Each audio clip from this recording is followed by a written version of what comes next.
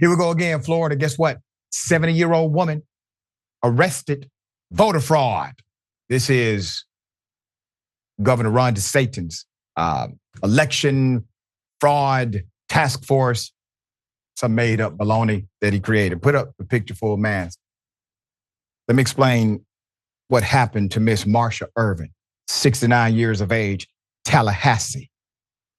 This Tallahassee woman is just one of dozens of Black Floridians to be arrested for voter fraud as the governor's election crimes task force continues their investigations and crackdowns on instances of fraud in the state. I'm going to give you background on what happened with Miss Ervin. She was sent to prison in 2016, okay, after being found guilty of aggravated neglect of an elderly person. She was released in 2018.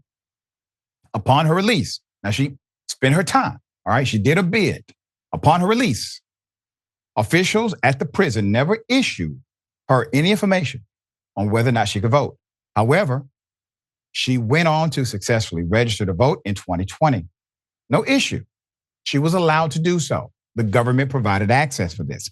Although court records show Ervin is still on probation and cannot vote until November 2023, something obviously the government did not make clear. The government did issue a voter registration card in 2020. She voted in the 2020 general election and 2022 primary. Now, remember the first time we talked about this, I said, if they really wanted to stop a person from voting, the systems that they use in the back end, they could easily use in the front end.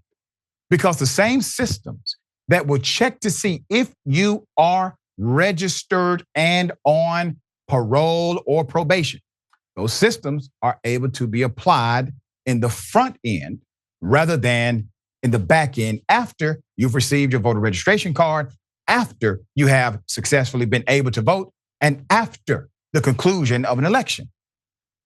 You see the picture here? It's a setup. It's done intentionally. There's more. The Florida Department of Law Enforcement began looking into Ms. Ervin's voting record after investigators received some information from the Office of Election Crimes and Security. A task force that DeSantis recently established to investigate voter fraud allegations.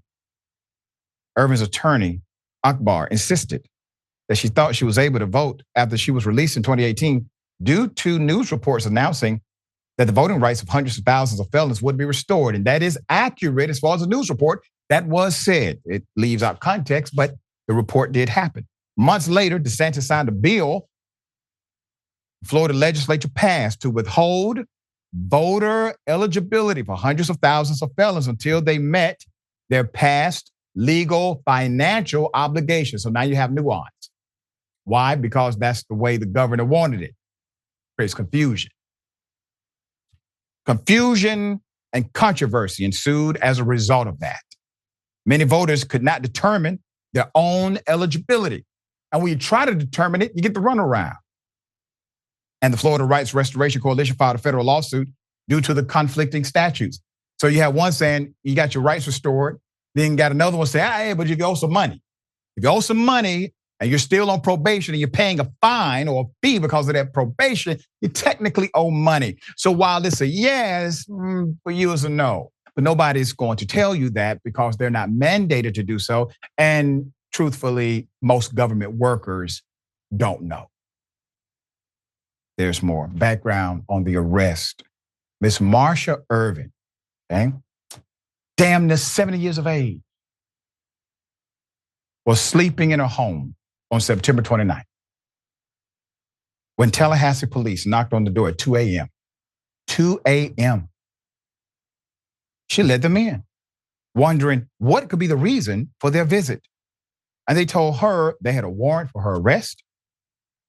What Ervin has in common with several other Floridians who face the same charges is that she's a felon who was able to register to vote after her release from prison. Others have been affected by these policies. Just this year, 63-year-old Toy La Rocha was arrested in Fort Walton Beach for voting while still on probation. She told investigators she was confused by the arrest since she was issued a voter registration card that gave her one. The same thing happened to a 57-year-old, Ronald Lee Miller, in Miami late August. Although he was convicted of murder, a campaigner at a grocery store told him he was eligible to vote and encouraged him to register. He was also issued a voter registration card by the government, but police came to his home with a warrant for his arrest. Benjamin Crump, attorney at law, is working with Ervin in an effort to get these charges dropped. I do know the statute of Florida. It is common in most jurisdictions as it relates to voting fraud. You have to do it with malice intent. You have to form mens rea, meaning you know you're committing a crime, okay? It's required that you know you're committing a crime. What do you have here? You don't have anyone involved in a conspiracy. This is not a system, an enterprise. This is not a RICO charge. These are older individuals who made a mistake. They made a mistake, okay? Because of an intentionally vague law and confusing contrary statutes in the state. But the governor, well, he made a special committee to do what? Not really just to arrest a 63-year-old here, a 70-year-old there. It's to put fear. It's to put fear in everybody else. It's to make them afraid to even ask the question, thus creating an innate voter suppression in the state of Florida, in particular with Black people. Ms. Khan, thoughts here?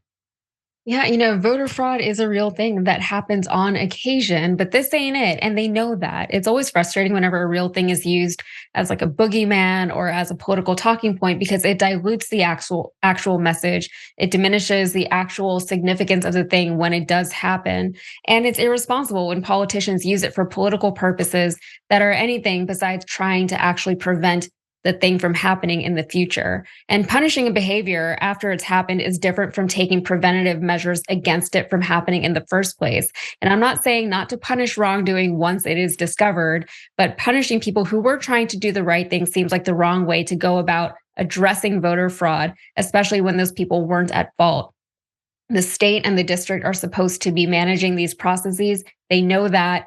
It was a failure of the election officials, not the citizen, and they know that. And it's like what you said, unfortunately, what they're doing is discouraging people from registering to vote and then from voting. And they seem to be targeting a certain demographic, and that is exactly what they want. That's right.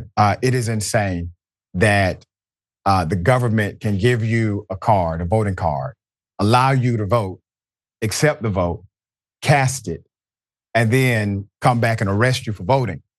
If it's illegal for you to have a gun and somebody buys you a gun anyway, puts the gun in your hand, tell you, you can use this gun anytime you choose to. Guess what happens? You become part of the criminal act because you knew they were not supposed to have a gun legally.